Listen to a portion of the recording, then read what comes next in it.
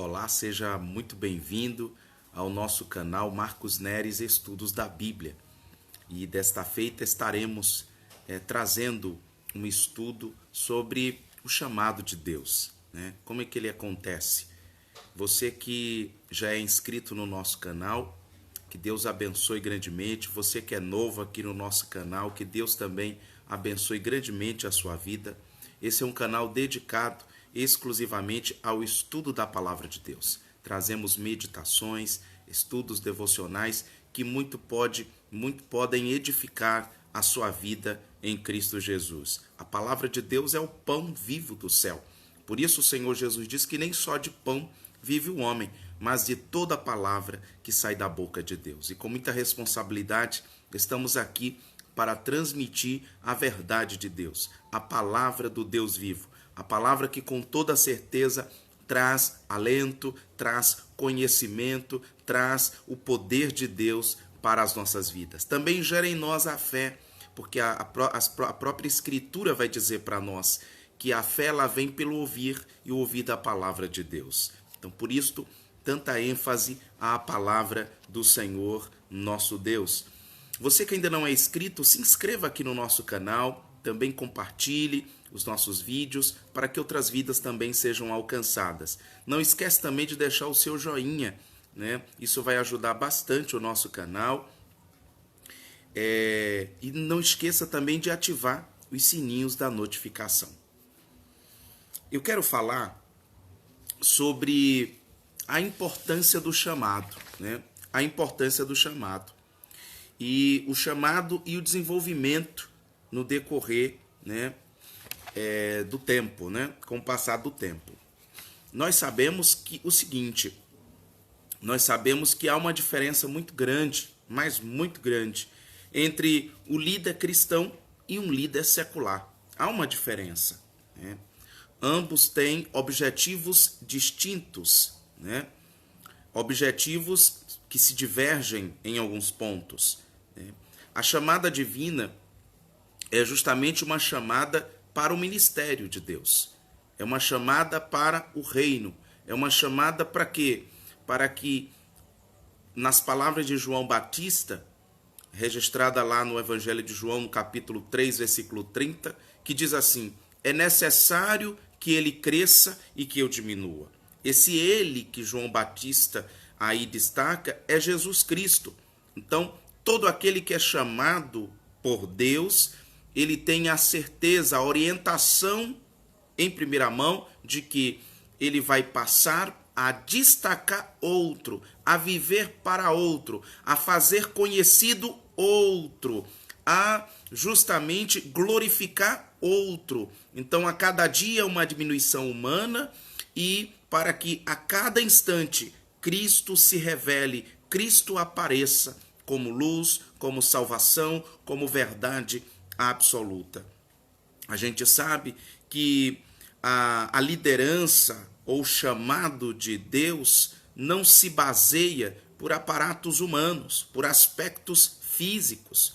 Como disse o Senhor para Samuel, você atenta para o exterior, mas eu, o Senhor, atento para o coração. Deus não atenta para habilidades externas, e sim para habilidades que Ele mesmo entregará a este que Ele vai recrutar, a este que Ele chama. Dons naturais de liderança ou posições de liderança no mundo secular não garantem de forma alguma um chamado para liderar, por exemplo, uma igreja. Alguém pode ser um excelente administrador de uma empresa, mas pode ser um zero à esquerda quando se trata de líder cristão, né? Todas aquelas habilidades dele para divulgar um produto não é útil. Não é útil. Algumas pessoas vão se escandalizar ouvindo isto, mas o homem natural ele não compreende as coisas do Espírito. Por isso, a necessidade de nos aproximar do Senhor para que a gente perceba qual é o perfil do líder, o perfil daquele que é chamado por Deus e o perfil daqueles que seguem a liderança secular. Quando a gente vê o que está escrito em Hebreus no capítulo de número 5, versículo de número 4, que diz assim: ninguém toma para si esta honra, senão o que é chamado por Deus, como, aí no fato, como Arão. Tal fato é tão verídico que o escritor, né, de Hebreus vai deixar isso claro, vai deixar isso bem destacado, que há uma diferença, né, há uma diferença entre o líder secular e o líder cristão, entre aquele que é chamado por Deus, recrutado por Deus, e aqueles que são recrutados pelas vias humanas, né, pelos caminhos humanos. E uma pergunta que nasce: qual é o valor? Qual o valor do chamado? Qual o valor do chamado? O valor do chamado, ele não é medido, né? Ele não é medido simplesmente por aspectos humanos, né? Mas o valor do chamado é justamente medido pelo grau de importância daquele que convoca o líder. Então, está aí, o valor está em Deus que chama, em Deus, né, que comissiona.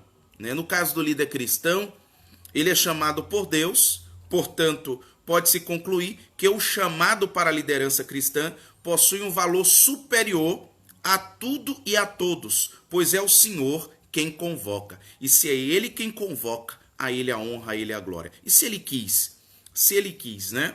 Se Ele quis. Se a gente for perceber, Cristo, quando estava aqui, Ele selecionou 12 homens. E a gente vai ver que dentre esses 12, uns eram pescadores, outros cobradores de impostos, outros eram médicos, né? Tinha médico também, tinha N profissões, N pessoas com N habilidades, né? E Cristo foi chamando. Aos olhos da sociedade, poderia dizer, um cobrador de imposto, um publicano, como é que pode? Pescador, né? Como é que pode? Mas Deus não olha, como bem disse, Deus não olha para a aparência, Deus atenta para aquilo que estas pessoas podem ser utilizadas por Ele, aquilo que Ele pode fazer nestas vidas e que pode impactar, né, outras vidas, né? Então a gente percebe que a honra do chamado é para Deus, porque é Ele que chama, Ele que pega as coisas loucas desta vida e confunde as que se acham sábias. Pega os que não são para confundir os que são. Deus é tremendo. Relutar contra isso é estar perdendo, na verdade, tempo, né? Portanto, a gente conclui que o chamado para a liderança cristã possui um valor superior a tudo e a todos, né? Pois o Senhor é quem convoca. Porém, infelizmente, né, podemos dizer até assim, muitas pessoas possuem até o chamado divino e não valorizam esse chamado. Muitas pessoas, muitas vezes, cruzam os braços. O Senhor chamou, o Senhor tem até mesmo chamado, mas são vidas que muitas vezes estão de braço cruzado e demonstra com tudo isso uma pouca importância a Deus. Pouca importância a Deus. Porque imagina o autor do o Criador de todas as coisas, chamando um homem, chamando alguém para algo, e esta pessoa não dando importância a esse chamado de Deus e ao próprio Deus. Como diz as Escrituras, se hoje mesmo ouvir a voz do Senhor teu Deus, não endureçais os vossos corações, né? Ao ser chamado, não podemos medir esforços, porque aquele que chama é poderoso para fazer mais do que imaginamos, né? Então, a gente precisa tomar cuidado com essa resistência a esse corpo mole ao chamado de Deus, porque essa atitude ela vai pertencer, né, àquelas pessoas que acabam fazendo a obra do Senhor como? De forma relaxada, né? Quando lemos aqui Jeremias, no capítulo de número 48, versículo de número 10, olha o que as Escrituras vai dizer para nós. Jeremias 48, versículo 10 diz assim: Maldito aquele que fizer a obra do Senhor relaxadamente ou fraudulentamente, né? Maldito aquele que retém a sua espada do sangue. Olha, maldito aquele que fizer a obra do Senhor relaxadamente, de qualquer forma, né? De qualquer forma. Irmãos, se o Senhor nos ensina que quando fizermos qualquer coisa para alguém, devemos fazer como se estivesse fazendo para Cristo, agora imagina o Senhor chamando, o Senhor confiando algo e esse algo ser feito de qualquer forma, né? Maldito. Aqui é uma maldição lançando sobre estes que fazem a obra do Senhor relaxadamente. A Escritura é clara, né? A Escritura é clara. Agora, algumas pessoas, por que dessa forma, encaram desta forma o chamado? Porque, primeiro, não leva a sério, né? Segundo, não tem o temor de Deus.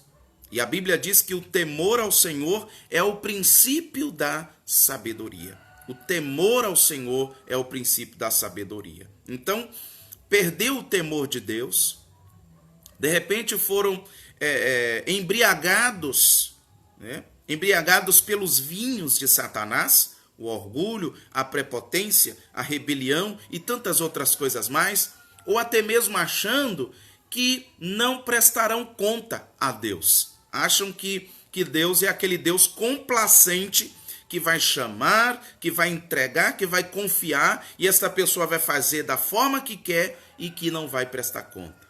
Haverá uma prestação de contas, né? Já vimos a importância do chamado, o valor do chamado, mas poderíamos também aqui falar um pouco dos tipos de chamado. Os tipos de chamado. E a gente pode, de repente, começar pela chamada do homem, né? Tipo de chamada, né? Chamada do homem.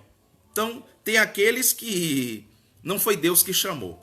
Disse muita gente que não foi Deus que chamou para determinadas cargos de liderança, ou assim podemos dizer. Tem pessoas que foram o homem que chamou. O homem que chamou. Tipo assim, vem pra cá. Vem pra cá. Você dá pra. Né? Já viu essas expressões? Vem pra cá, você dá. Se você vir pra cá, você vai ser isto. Se você vir pra cá, você vai ser aquilo. Eu vou te colocar assim. Mas um instantezinho. Será que esta é a vontade de Deus? Lembro-me de Balaão. Balaão é um exemplo de chamada do homem. Quem chamou Balaão? Balaque. E quando o homem chama, olha que coisa. Quando o homem chama, sempre está associada a chamada do homem com bens materiais. Quando Balaque chama Balaão, diz, eu vou te dar dinheiro. Está lá o preço altíssimo para dar.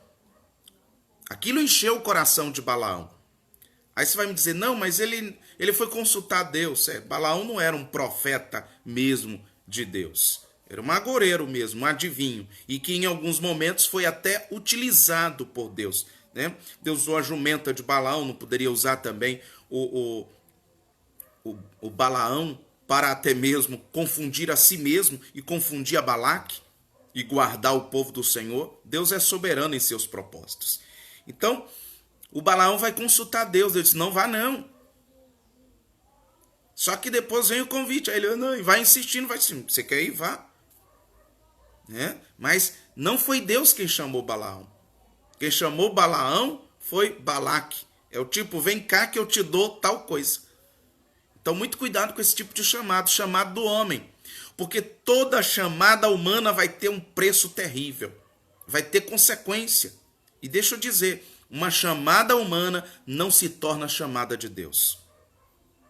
Uma chamada humana não se torna chamada de Deus. Lembro-me quando os apóstolos reunidos perceberam que algumas pessoas estavam sendo desassistidas, como viúvas, como órfãos. Acompanhe comigo Atos no capítulo de número 6. Atos dos Apóstolos, no capítulo de número 6. Atos dos Apóstolos, no capítulo de número 6. Que é a escolha dos 7 primeiros diáconos da igreja primitiva. Então, Ora, naqueles dias, crescendo o número dos discípulos, houve uma murmuração dos gregos contra os hebreus, porque as suas viúvas eram desprezadas no ministério cotidiano. Versículo 2: E os 12, convocando a multidão dos discípulos, disseram: Não é razoável que nós deixemos a palavra de Deus e sirvamos às mesas. Escolhei, pois, irmãos, dentre vós, 7 homens de boa reputação, olha aqui, cheios do Espírito Santo e de sabedoria, aos quais constituamos sobre este importante negócio. Então não é assim, fulano dá, Beltrano dá, vem cá. Não. É conforme o Espírito de Deus. E aí, no versículo de número 4 diz assim: Mas nós perseveraremos na oração e no ministério da palavra. No ministério da palavra. Olha que coisa interessante.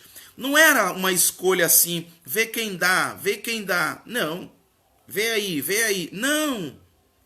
Tem oração, tem uma instrução divina, tem uma visão do alto, tem uma preparação.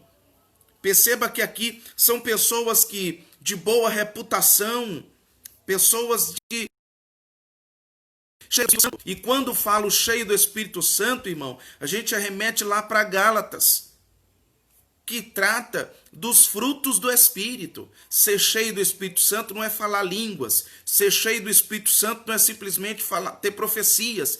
Ser cheio do Espírito Santo não é ter revelação. Ser cheio do Espírito Santo não é de repente dizer, eu tive uma visão. Ser cheio do Espírito Santo não é pular, fazer algazarras. Ser cheio do Espírito Santo, se não é falar línguas, é pelo menos controlar a língua. Né? Ser cheio do Espírito Santo é demonstrado pelos frutos que as pessoas elas dão.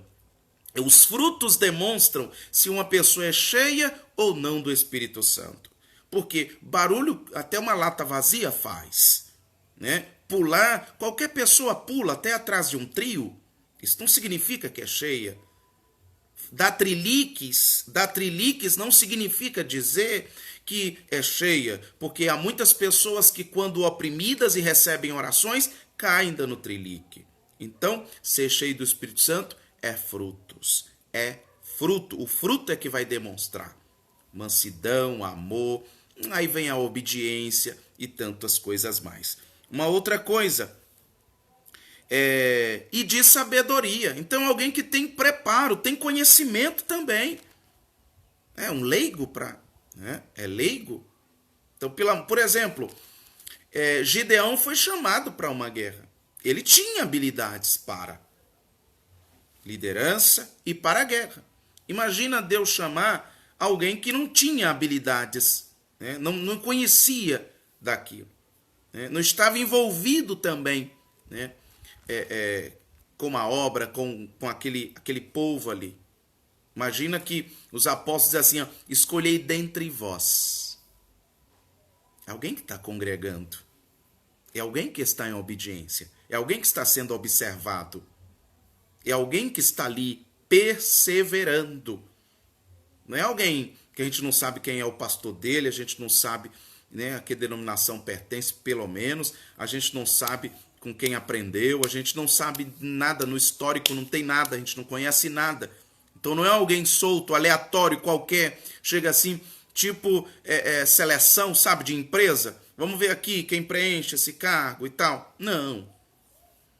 Né? Escolhei dentre vós boa reputação, cheio do Espírito Santo e de sabedoria. E escolheram, né? Escolheram. Então, na chamada do homem, não vai se preocupar com isso aí. É o vem cá. O segundo tipo de chamada, a autochamada. E o que significa isso?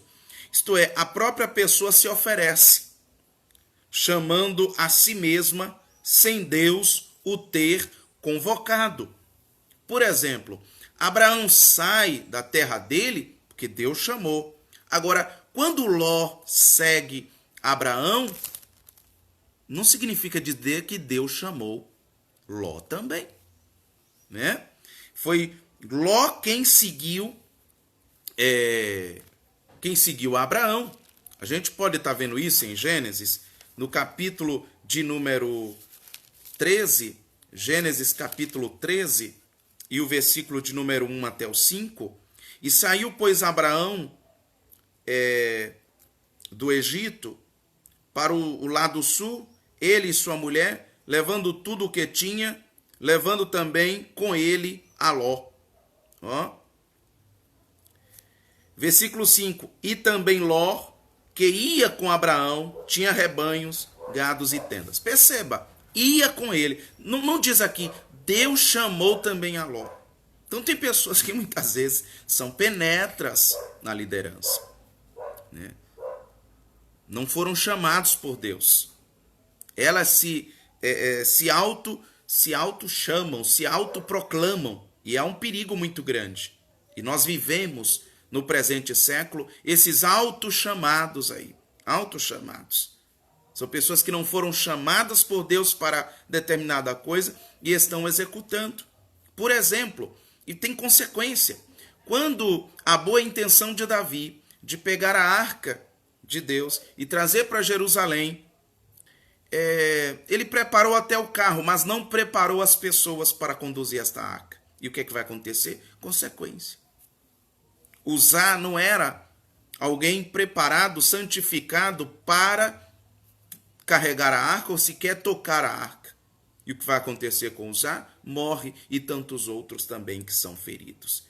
Então, ninguém, na obra de Deus, não é aparência. Na obra de Deus, não é eu quem dito. Na obra de Deus, não é como eu quero. Na obra de Deus, eu tenho que aceitar a vontade de Deus.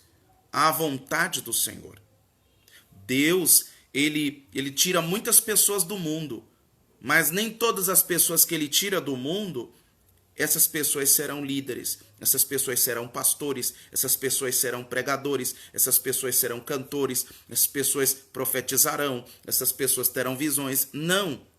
Deus até chama a todos, mas ele sabe fazer a seleção dentre estes para aqueles que serão isto, serão aquilo. E louvado seja o nome do Senhor. Eu costumo falar que já é suficiente Deus ter nos tirado do mundo. Isso já é algo grandioso, ele ter nos chamado e ter nos constituído como servos dele. Já imaginou que título nobre? Servo de Cristo.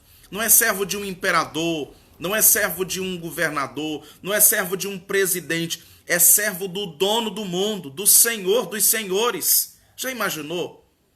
É do Deus Todo-Poderoso. Ser servo de Cristo. Servo. Título. Então, há muitas pessoas que se autoproclamam, né? Ou até mesmo seguem alguém, né? Sem qualquer chamada de Deus. Seguem assim. É preciso tomar cuidado, porque tem um exemplo na Bíblia, em 2 Samuel, capítulo 18, versículo 19 e 30, de um homem chamado Ahimaás. Ele é a personificação daquele tipo de obreiro sem ministério e mensageiro sem mensagem. E mensageiro sem mensagem. Chegou, eu que vou levar a mensagem. O rei, não vai ser você não. Não vai ser você não, já tem alguém para fazer isso. Não, eu tenho a mensagem. Mas quando ele chega diante do rei Davi, ele não tem a mensagem. Entende? Então não é uma coisa forçada. Não é assim, eu posso. Se fulano faz, eu também posso fazer. Não é por essa lógica. Vamos aceitar a vontade de Deus. Por isso que o apóstolo Paulo vai dizer assim, desperta o dom que é em ti. Mas como orando. O Espírito Santo vai revelando. O Espírito Santo revela. O Espírito Santo vai revelando. O Espírito Santo vai direcionando. O Espírito do Senhor, ele vai estar orientando, conduzindo. Porque, afinal de contas, ninguém quer fazer algo onde Deus não está com ele. Porque se Deus não está, pode ter beleza, pode ter holofotes, pode ter tudo, mas a ruína é certa. É bom aquilo que tem a direção de Deus. Foi chamado por Deus, eu tenho essa certeza. Olha que coisa interessante. Eu fui chamado por Deus, foi Deus que me deu esta incumbência, esta ordem aqui. Foi Deus que me deu esta missão. Ele está comigo, então pronto. Vai ter dificuldade, mas você vai enfrentar, vai passar. Agora, quando é chamada do homem, é autochamada, eu estou seguindo, né? Eu estou seguindo, achando que eu estou fazendo a vontade de Deus, estou fazendo isso porque pode ter certeza que tem consequência. Não seja um Aimaas, seja alguém que de verdade tem a mensagem que Deus quer que você transmita. A passagem de Aimaas está registrado em 2 Samuel, capítulo de número 18, versículo 19 até o 30. É uma história que vale a pena depois você estar conferindo. Então, e última. Então, nós vimos chamada do homem, autochamada e agora a chamada de Deus. São os 3 tipos de chamada.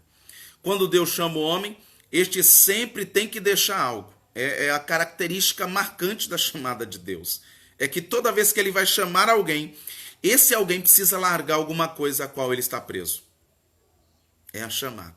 Esse negócio de chamado de Deus, mas é de qualquer forma, eu vou fazer do meu jeito, eu vou continuar do meu jeito, então pode ter certeza que Deus não está no negócio. Então, vai deixar algo, né? Vai deixar algo para trás.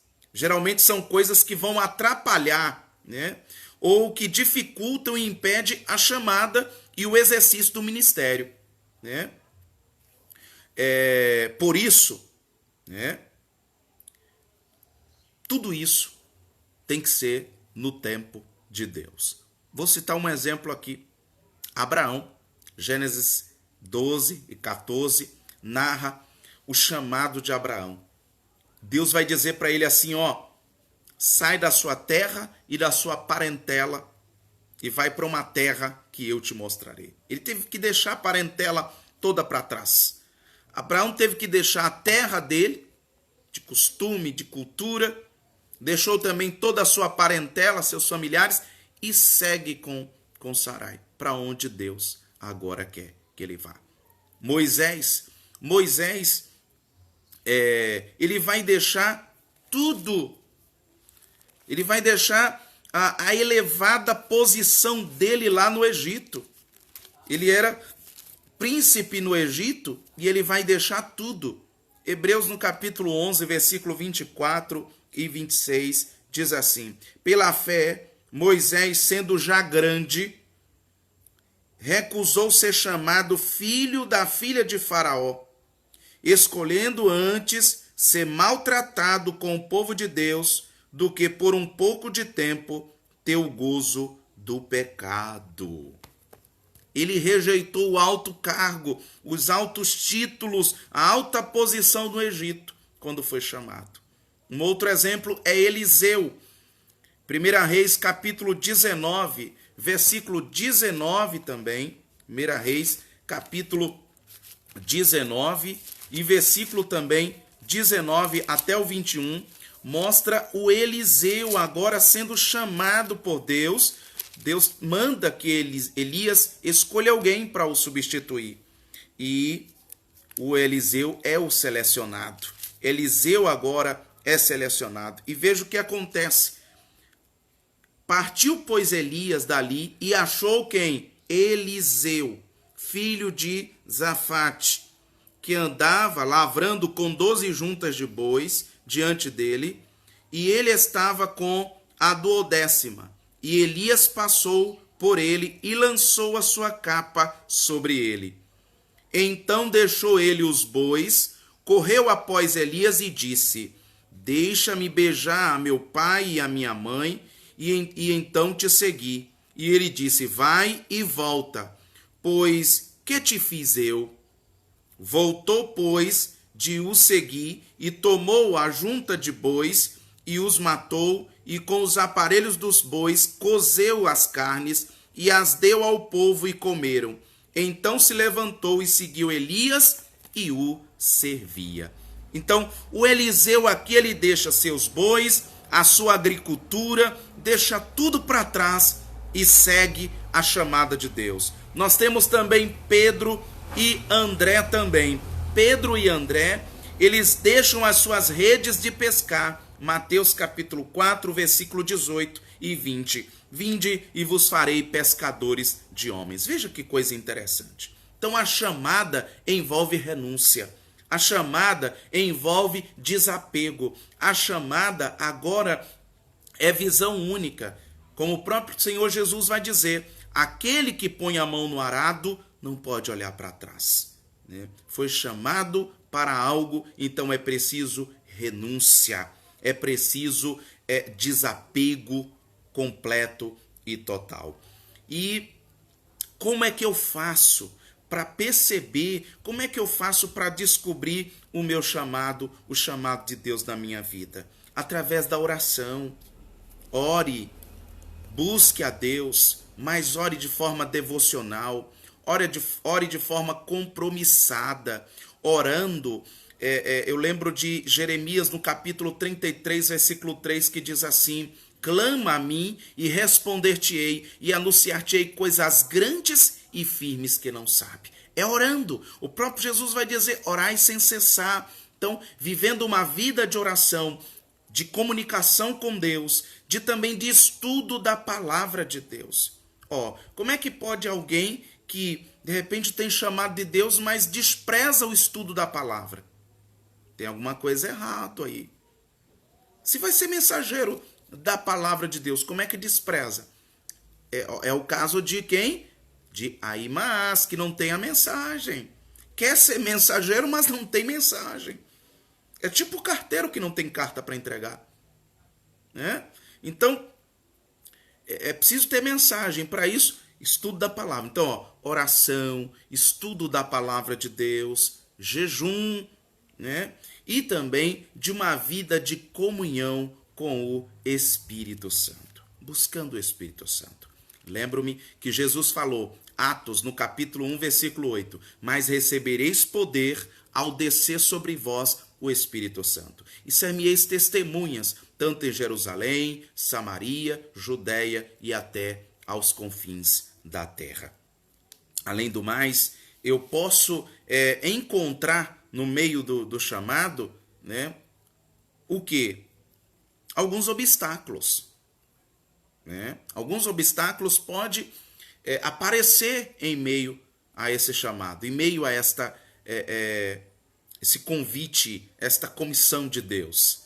Por exemplo, Moisés enfrentou o medo do fracasso. Gideão, a incerteza. Será? Eu sou o menor da casa de meu pai e tal. Então, muitos têm também o medo, de pagar o preço.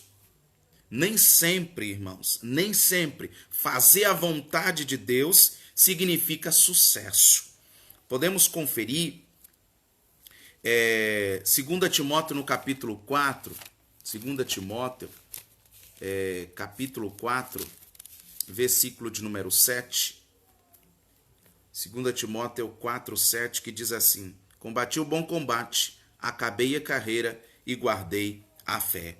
Então, olha só, os homens coroam sucesso, Deus coroa fidelidade. Então, a questão não é o quanto de resultados positivos no meio da caminhada, mas o quanto se manteve fiel à palavra de Deus, a Deus, até o final. Aquele que perseverar até o fim, esse será salvo. Então, é de perseverança, é de constância. O apóstolo Paulo, ele, veja como começa, e como termina. Na morte, preso, condenado à morte, mas ele disse, estou acabando a carreira, mas a fé está sendo mantida aqui. Ou seja, a morte para mim não é o final da minha corrida, não é o final do meu trabalho, mas o início de uma vida de vitória eterna com Deus. Então, no meio da caminhada a gente pode encontrar desafios dos mais terríveis, Mas quando somos chamados por Deus, mantemos uma vida de oração, de estudo da palavra de Deus, de comunhão com o Espírito Santo, de jejum, de busca de Deus, podemos ter a certeza que em Cristo, em Deus, seremos renovados e avançaremos. Amém? Primeira coisa que podemos também ter certeza quando a chamada vem de Deus, né? Que temos a garantia de que de verdade a chamada vem de Deus, é que nós temos proteção. Então, por isso, muito cuidado. A autochamada, a chamada do homem, porque não conta com isto que eu vou citar aqui agora. Quando a chamada vem de Deus, veja comigo Josué, no capítulo de número 1 e o versículo de número 5, olha o que é que diz. Ninguém te poderá resistir todos os dias da tua vida. Como fui com Moisés, assim serei contigo. Não te deixarei, nem te desampararei. Então, quando é Deus chamando, quando a chamada é de Deus, você tem proteção de Deus. Isto não significa que você não terá desafios, dificuldades. Não. Mas que você tem a proteção de Deus.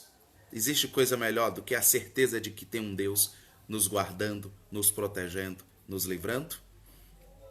Outra, nós temos também a provisão. Quando é Deus chamando, quando é Deus que chamou, quando é Deus que comissionou, pode ter certeza que tem também a provisão. 1 Reis, capítulo 17, versículo 2 até o 6, que diz assim: Depois veio a ele a palavra do Senhor, dizendo: Retira-te daqui e vai para o oriente, e esconde-se junto ao ribeiro de Quiret, que está diante do Jordão. E há de ser que beberás do ribeiro, e eu tenho ordenado aos corvos que ali te sustentem. Então fez conforme a palavra do Senhor e habitou junto ao ribeiro de Quiret, que está diante do Jordão.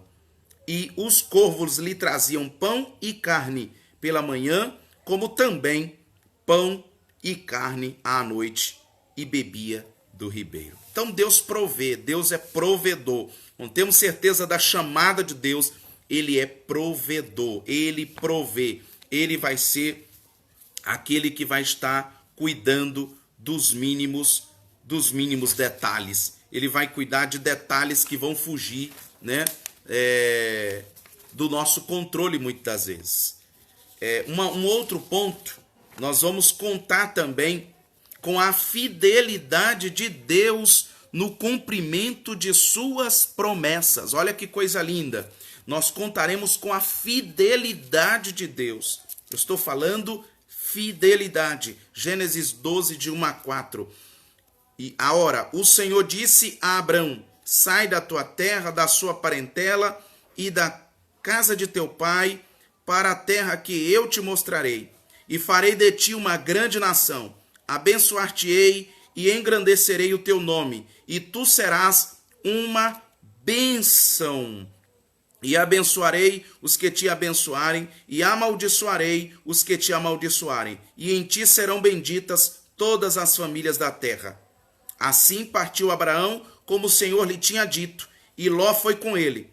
Abraão era da idade de 75 anos, quando saiu de Harã. Então olha que coisa interessante. Contaremos também com a fidelidade desse Deus lindo, desse Deus maravilhoso, que ainda que nós sejamos infiéis, Ele permanece fiel, porque Ele não pode negar a si mesmo. Glória para Jesus por isto, né? Quem foi chamado por Deus sabe que a chamada dele tem como prioridade, olha as prioridades da chamada: construir o reino de Deus e não o nosso. Construir o reino de Deus e não o nosso.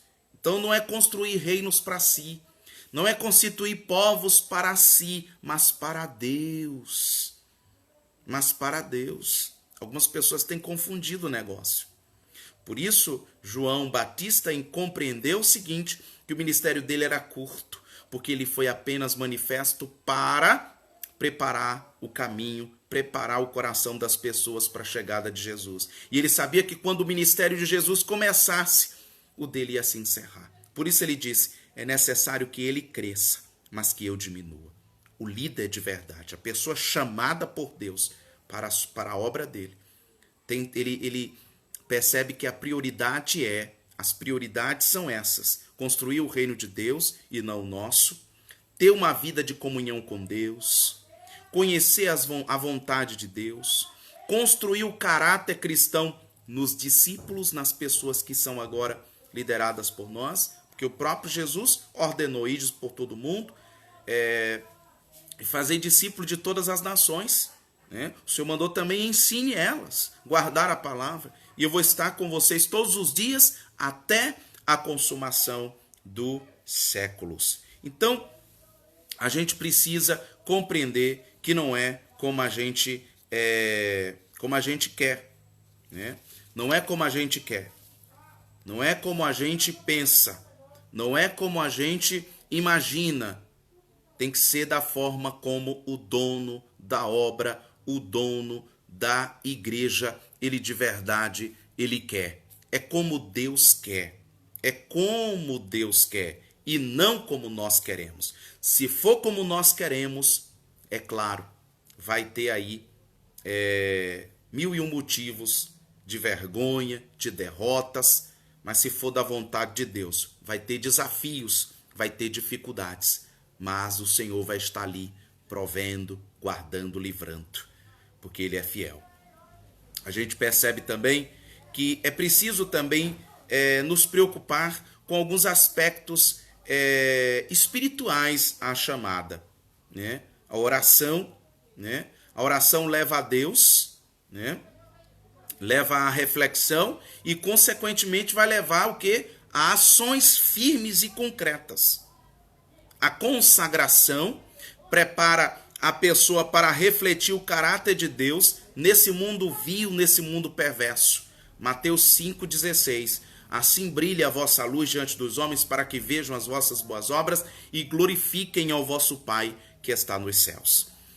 Ser cheio do Espírito Santo não é apenas falar em línguas estranhas, mas sim um transbordar do Espírito. Um transbordar, de forma que, por onde passarmos, vamos testemunhar desse Deus. E é claro que são necessários também aspectos intelectuais, que envolve o quê? Estudar diariamente a palavra de Deus e saber manejar. 2 Timóteo no capítulo 2,15, que vai dizer: procura apresentar-te a Deus como obreiro aprovado, que não tenha do que se envergonhar e que maneje bem a palavra da verdade.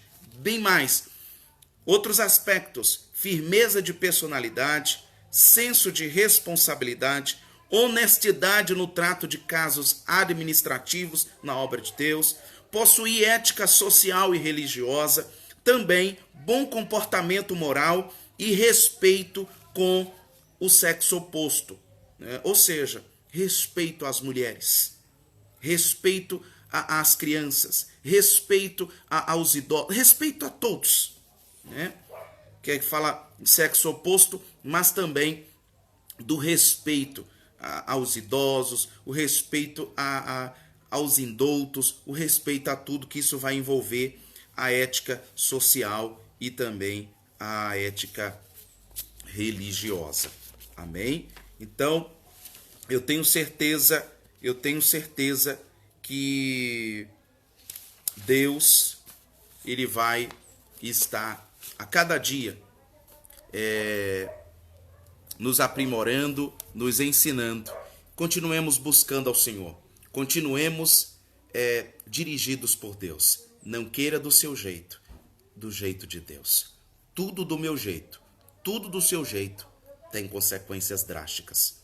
Muitos, Jesus vai dizer, muitos me dirão naquele dia: Senhor, Senhor, em teu nome eu não profetizei? Em teu nome eu não revelei? Em teu nome eu não curei? Em teu nome, Senhor?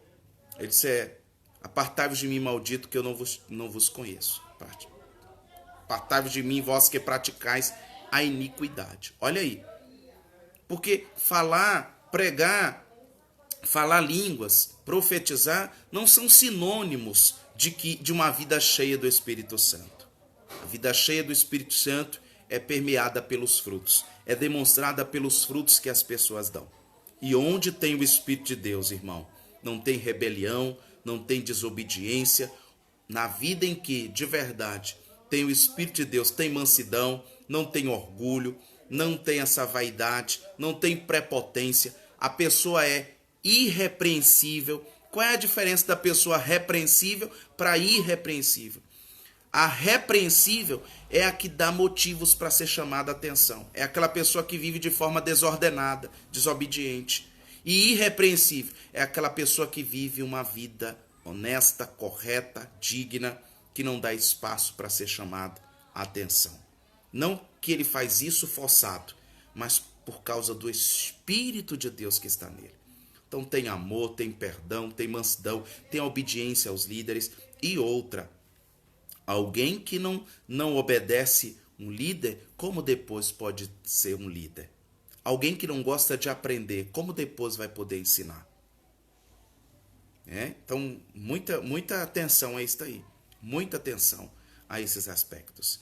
Que Deus possa continuar trabalhando em nossos corações.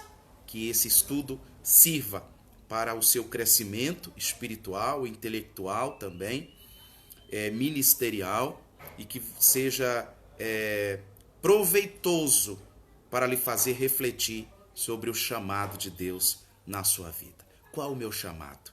Já parou para pensar? Qual o meu chamado? Qual o meu chamado? Qual o ministério?